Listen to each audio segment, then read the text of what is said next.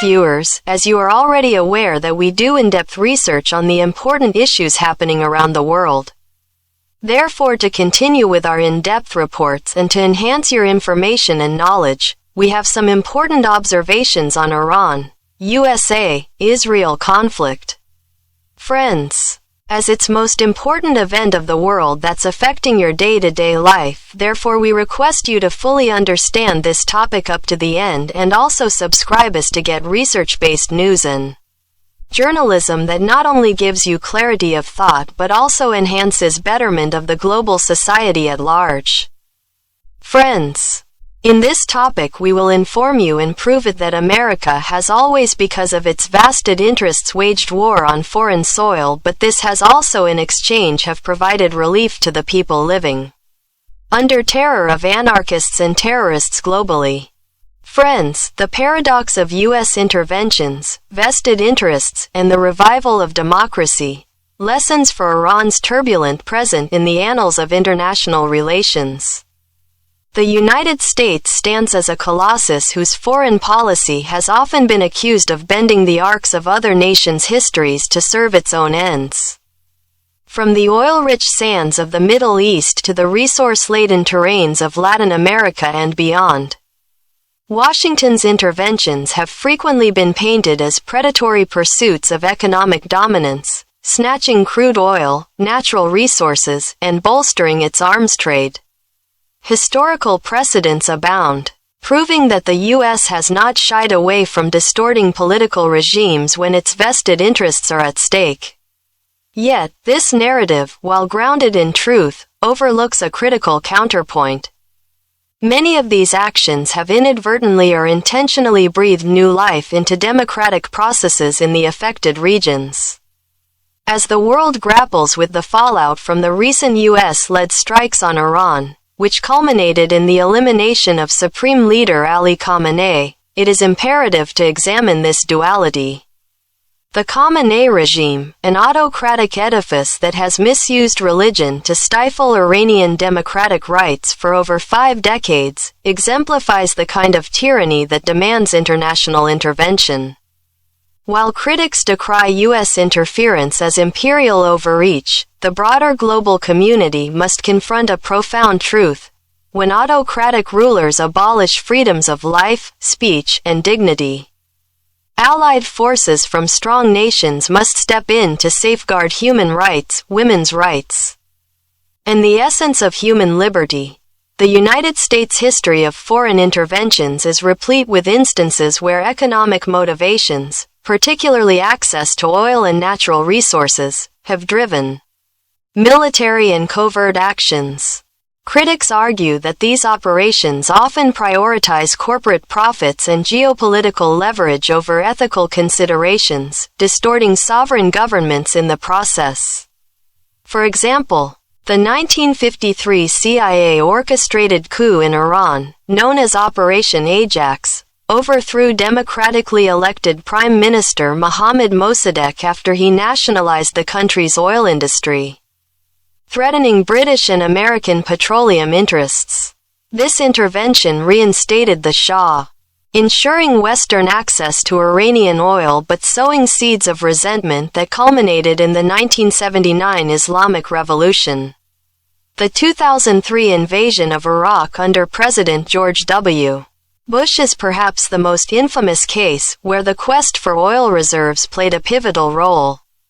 Iraq's vast petroleum resources were seen as a strategic asset amid global energy demands. The war, justified on the pretext of weapons of mass destruction, which proved unfounded, led to the toppling of Saddam Hussein's regime, with post-invasion contracts awarded to U.S. firms underscoring the economic undercurrents, as oil exports surged under American oversight.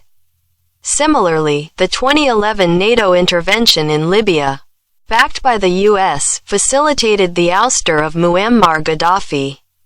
While framed as a humanitarian effort, Libya's oil wealth, Africa's largest reserves, factored heavily, with post-conflict oil deals favoring Western companies. Beyond oil, natural resources and strategic control have motivated U.S. actions elsewhere. In Latin America, the 1954 CIA-backed coup in Guatemala against President Jacobo Arbenz was driven by threats to United Fruit Company's banana plantations, a key U.S. economic interest.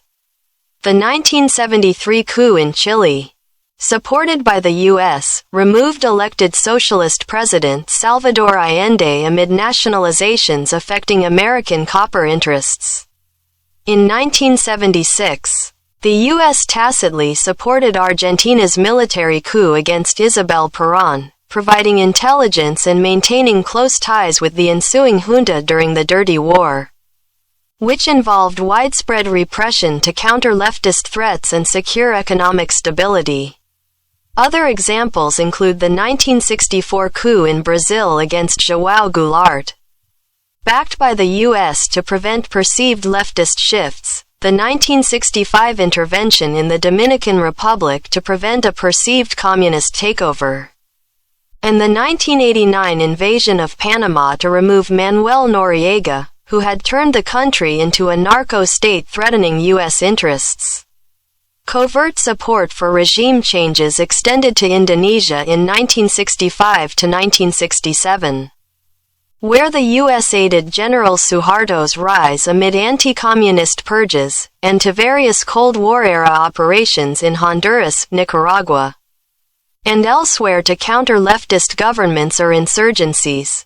The arms trade has also been a silent beneficiary. U.S. interventions often create markets for American weaponry, post-Iraq invasion. Billions in arms sales flowed to the new government and regional allies, bolstering the U.S. defense industry. These examples illustrate a calculated strategy: distort regimes to secure resources, economic advantages, and strategic dominance, often at the expense of local stability. However, to view U.S. interventions solely through the lens of exploitation ignores their democratizing impacts. History shows that, despite self-serving motives, American actions have frequently catalyzed democratic revivals, transforming autocracies into systems where elections, civil liberties, and governance by the people take root. The 1983 invasion of Grenada, Operation Urgent Fury, removed a coup-installed regime and restored constitutional rule, with free elections held in 1984 marking a return to stable democracy. The 1989 invasion of Panama, Operation Just Cause, ousted dictator Manuel Noriega, leading to democratic elections in 1994 and a multi-party system that endures. In Haiti, the 1994 Operation Uphold Democracy reinstated elected President Jean-Bertrand Aristide after a military coup, paving the way for democratic transitions, including Haiti's first peaceful power handover in centuries. Post-World War II reconstructions in Germany and Japan dismantled fascist regimes, imposing democratic constitutions that fostered enduring freedoms and prosperity.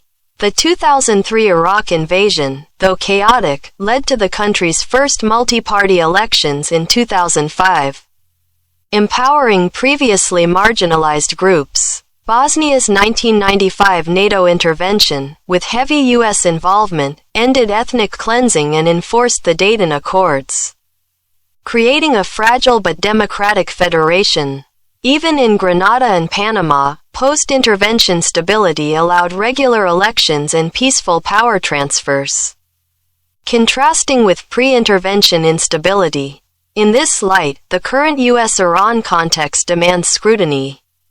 The regime under Ali Khamenei, who assumed power in 1989 following Ayatollah Khomeini's death, has epitomized autocracy, weaponizing religion to crush democratic aspirations for over 50 years, tracing back to the 1979 revolution's roots. This theocracy has systematically misused Islam to justify repression, denying Iranians basic rights and fostering a devastated economy under tyrannical rule. The 1988 mass executions saw up to 30,000 political prisoners, mostly from the Mujahedin-e-Khalq, hanged in secret, involving torture and forced confessions. The 1990s chain murders targeted intellectuals, dissidents, and clerics, with over 80 killed by regime agents. The 1999 student protests were brutally quashed, with hundreds arrested and tortured. The 2009 Green Movement, sparked by rigged elections, faced lethal force.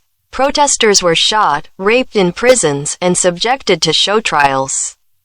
In 2017-2018, economic protests led to dozens of deaths and thousands detained.